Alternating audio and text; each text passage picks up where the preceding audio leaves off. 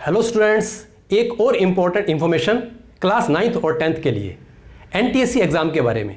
क्या होता है ये एनटीएससी एग्ज़ाम, क्या है इसके फ़ायदे, कब एग्ज़ाम होता है, कब एप्लीकेशन फॉर्म भरे जाते हैं, कौन दे सकता है, सिलेबस क्या रहता है, ये सारी इन्फॉर्मेशन इस वीडियो के अंदर।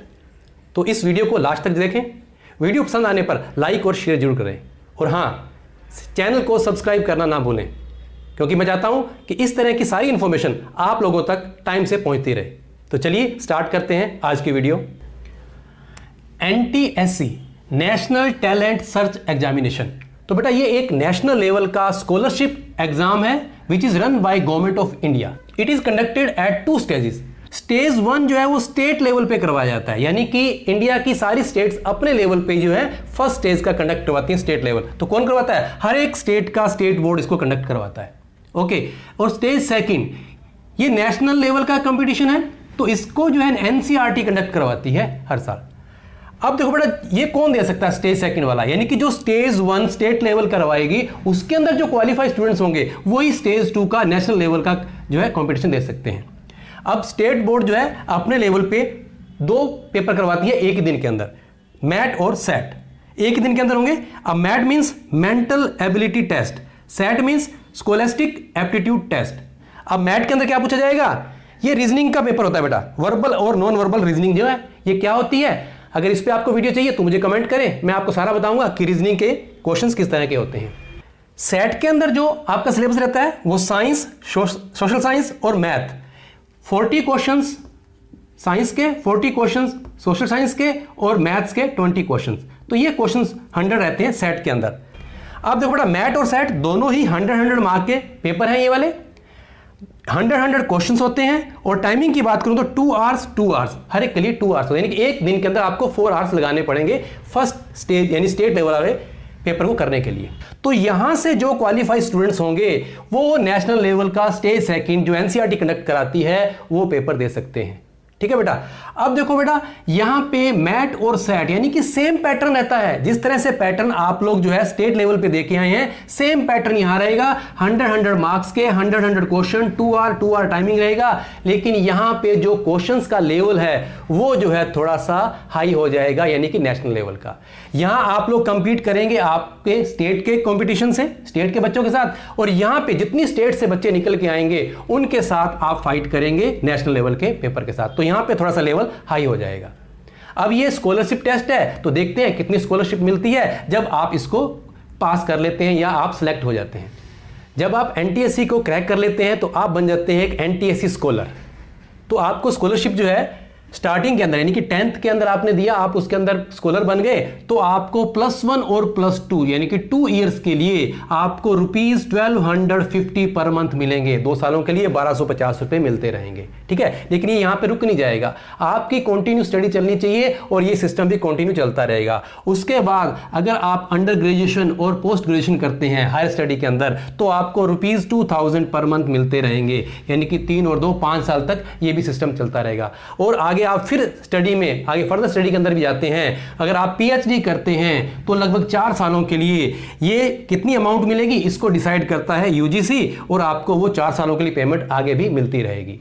लेकिन स्टूडेंट्स एनटीएससी एग्जाम को क्लियर करने का फायदा सिर्फ और सिर्फ स्कॉलरशिप नहीं है। आपको पता है कि जब आप एनटीएससी स्कॉलर बन जाते हैं तो ये एक प्राइड और ऑनर की बात है आपके लिए। ऐसी फीलिंग आई आपके अंदर, क्योंकि आपको पता चलेगा कि आपके अंदर नेशनल लेवल का टैलेंट है। दूसरी बात, जितने भी ये इंजीनियरिंग या मेडिकल या और रिसर्च इंस्टीट्यूट हैं उनके अंदर एनटीएससी स्कॉलर के लिए प्रेफरेंस दी जाती है। और सबसे बड़ी बात बेटा, जब आप एनटीएससी का एग्जाम की प्रिपरेशन करते हैं तो आप लोग अपने आप को तैयार कर लेते हैं। आपके अंदर एक कॉन्फिडेंस आ जाता है कि +2 के बाद जितने भी बड़े बड़े एग्जाम हैं, चाहे वो नीट का है, जेई का है या क्लैट का है या और बहुत सारे एग्जाम जो +2 के बाद होते हैं, तो उसके लिए आप अपने आप को प्रिपेयर कर लेते हैं। आपके अंदर वो एक कॉन्फिडेंस आ जाता है कि मैं ये कर सकता हूं।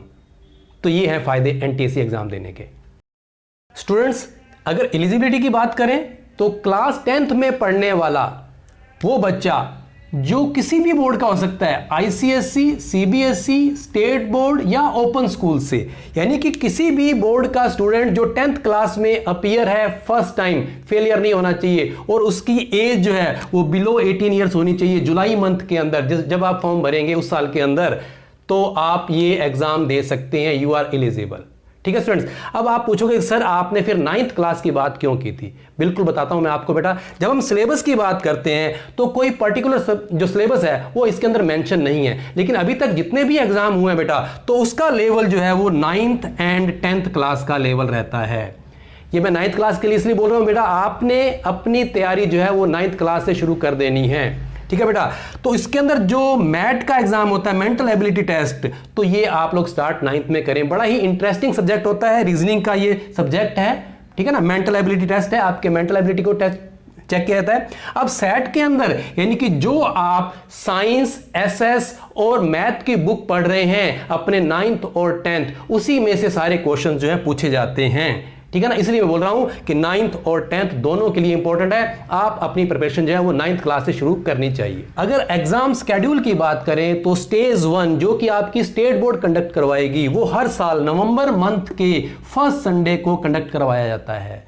इसका रिजल्ट जो है वो जनवरी या फरवरी के अंदर आउट कर दिया जाता है, और फिर स्टेज 2 वो एनसीईआरटी करवाती है, और इसको हर साल के मई मंथ में सेकंड संडे को करवाया जाता है। लेकिन ये सारा स्केड्यूल जो है ये नॉर्मल कंडीशंस के अंदर है, लेकिन अभी आपको पता है कि कोविड-19 ने सब कुछ डिस्टर्ब करके रखा हुआ है। तो अभी तक 2021 का सेकंड स्टेज का एग्जाम नहीं हुआ है, उसको पोस्टपोन कर दिया गया है। ठीक है बेटा, अब जो बच्चे इस साल 10th क्लास के अंदर हैं उसके लिए अभी तक एप्लीकेशन फॉर्म भी नहीं आए हैं। ठीक है ना, वो जैसे आएंगे तो आपको इन्फॉर्म मैं कर दूंगा।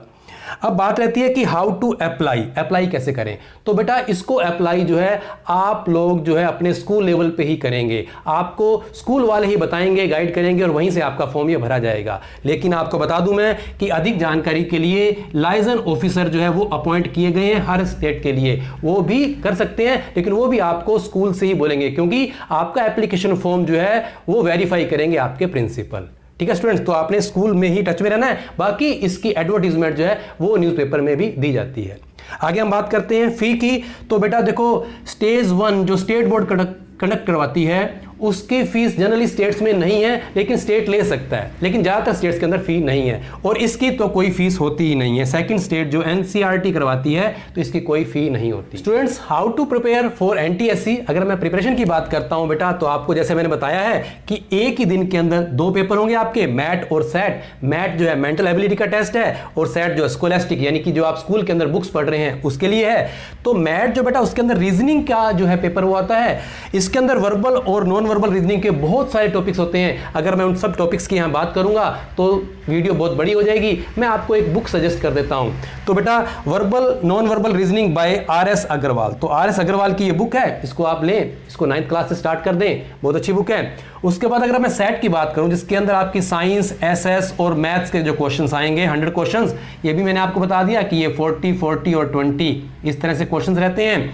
अब बेटा ये 9th और 10th की जितनी एनसीईआरटी बुक्स आप पढ़ रहे हैं उसी के बेस पे ये क्वेश्चन पेपर तैयार होता है। 9th और 10th दोनों की एनसीईआरटी बुक, साइंस, एसएसटी और मैथ्स के लिए। ठीक है ना बेटा, अब आपको प्रैक्टिस करनी है कि टाइप ऑफ क्वेश्चंस कैसे आते हैं, तो उसके लिए यहां पे मैं आपको रिकमेंड कर देता हूं एमटीजी की बुक है, जिसपे आप टाइप्स ऑफ क्वेश्चन को है उसको प्रैक्टिस कर सकते हैं। ठीक है स्टूडेंट्स, अगर आपको सिलेबस के बारे में ज्यादा डिटेल वीडियो चाहिए होगी तो आप मेरे को कमेंट सेक्शन में लिखें, मैं एक वीडियो अलग से बना दूंगा।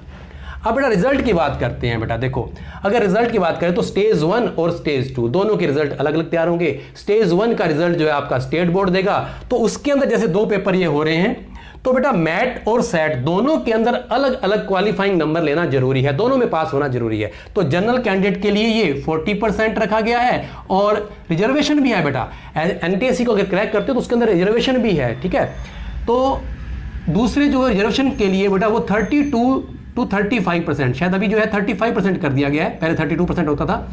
ये रिजर्वेशन के लिए, ये जनरल कैंडिडेट के लिए है। ठीक है, अलग अलग पास होना जरूरी है। फिर इन दोनों को मिला के जो है वो एक मेरिट लिस्ट तैयार की जाती है। तो स्टेज 1 पे आपने एक बार अप्लाई करना है एप्लीकेशन, स्टेज 2 के लिए कोई एप्लीकेशन नहीं भरना। ठीक है, अगर यहां पे आप पास हो जाते हैं स्टेज 1 के अंदर तो उसका रिजल्ट जो है वो स्टेट बोर्ड देगा।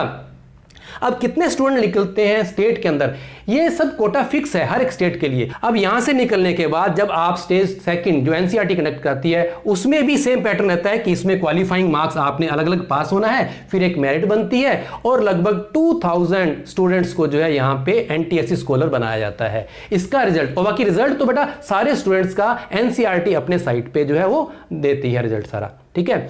अब देखो बेटा जो 2000 की मैं बात कर रहा हूं तो ये पहले कम हुआ करते थे, हो सकता है कि इस साल और बढ़ जाएं। तो ये जो गवर्नमेंट है वो हर साल एनटीएससी स्कॉलर की जो नंबर ऑफ स्टूडेंट्स है वो भी बढ़ाती जा रही है। हो सकता है कि 2000 से 3000 4000 इस तरह से ये बढ़ते जाएं स्कॉलर। आपको ये इंफॉर्मेटिव वीडियो कैसी लगी मुझे कमेंट सेक्शन में जरूर बताएं। किसी एक पॉइंट पे जो आपको समझ में नहीं आया या जिसको आप और थोड़ा डिटेल में चाहते हैं तो मुझे बताएं, मैं उस पर डिटेल में बता दूंगा। बाकी ये सारी की सारी इंफॉर्मेशन एनसीईआरटी की ऑफिशियल साइट पे अवेलेबल है और मैं कोशिश करूंगा कि इन सारी जानकारी के जो लिंक्स में है वो डिस्क्रिप्शन बॉक्स के अंदर मैं डाल दूं और आप लोग भी खुद एनसीईआरटी की ऑफिशियल साइट पे विजिट करके ये सारी इंफॉर्मेशन वहां से ले सकते हैं।